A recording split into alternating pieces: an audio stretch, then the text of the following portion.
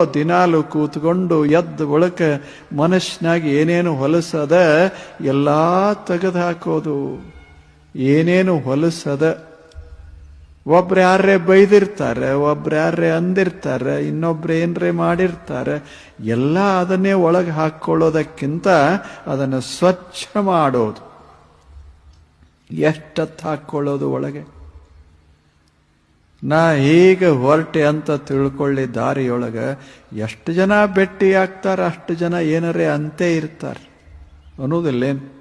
ನಮ್ಮ ಕಿವಿಗೆ ಬೀಳುವಂಗೆ ಅನ್ಬೋದು ಅಥವಾ ಬೀಳ್ದಂಗೆ ಅನ್ಬೋದು.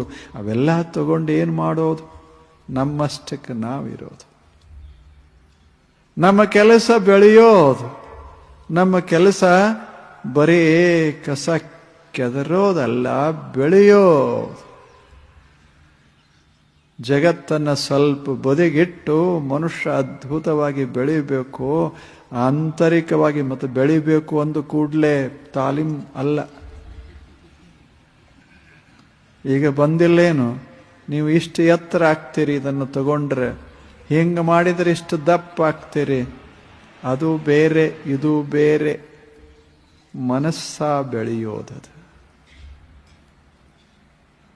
ಮನಸ್ಸ ಬೆಳೆಯೋದು.